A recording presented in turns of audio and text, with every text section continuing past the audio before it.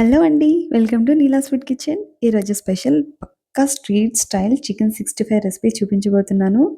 మీరు తప్పకుండా ట్రై చేసి ఎలా వచ్చిందో కామెంట్ చేయండి. అలాగే సబ్స్క్రైబ్ చేయడం మాత్రం మర్చిపోకండి. చూడండి ఎంత బ్యూటిఫుల్‌గా ఉందో గదా!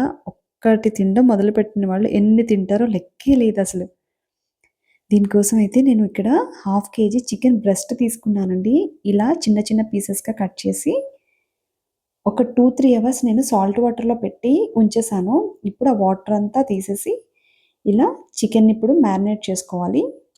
ఇప్పుడు ఇందులో పావు టీ స్పూన్ పసుపు, అలాగే ఒక టీ స్పూన్ సాల్ట్, ఒక టీ స్పూన్ కారం, అలాగే half teaspoon ginger garlic paste, half teaspoon ధనియాల పొడి, హాఫ్ టీ స్పూన్ జీలకర్ర పొడి, అలాగే పావు teaspoon garam masala, half lemon juice వేయండి. అలాగే ఇందులో ఓన్లీ ఎగ్ వైట్ మాత్రమే వేసుకోండి. ఈ ఎగ్ యెల్లో మాత్రం పడేయకండి. మీకు ఇంట్లో మొక్కలుంటే గులాబీ మొక్కలు వాటికి వెండి చాలా వస్తాయి పువ్వులైతే.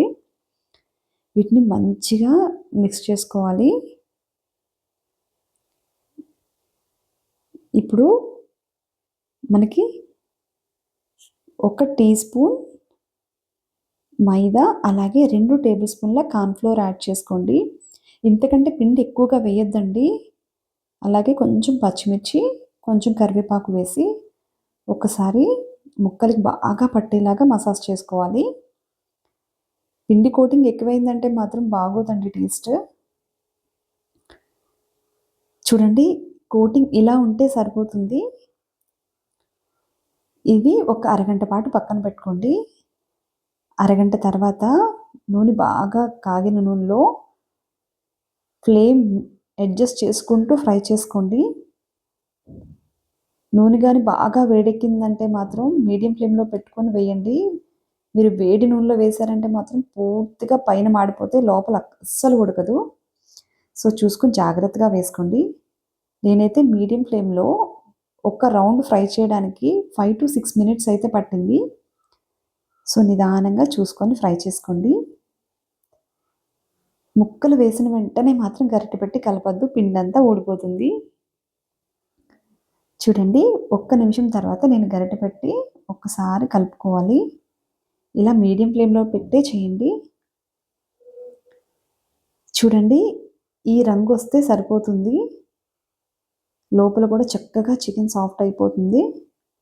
ఇప్పుడు ఇవి ఒక ప్లేట్‌లో తీసి పక్కన పెట్టుకుందాం. అలాగే మిగిలిన పీసెస్ అన్నీ కూడా వేసుకోవాలి. మరీ ఎక్కువగా పీసెస్ వేయకండి. ఎందుకంటే మొత్తం ముక్కలన్నీ అంటుకుపోతాయి. సరిపడినన్ని మాత్రమే వేయండి. ఇప్పుడు ఇవి కూడా పూర్తిగా ఫ్రై అయిపోయాయి. ఇవి కూడా తీసి పక్కన పెట్టేసుకుందాం. ఇప్పుడు ఇందులో కొంచెం కరివేపాకు, పచ్చిమిర్చి ఫ్రై చేసుకుందాం. గార్నిషింగ్‌కి చాలా బావుంటుందండి. తినేటప్పుడు కూడా క్రంచీగా బావుంటాయి. అంతేనండి.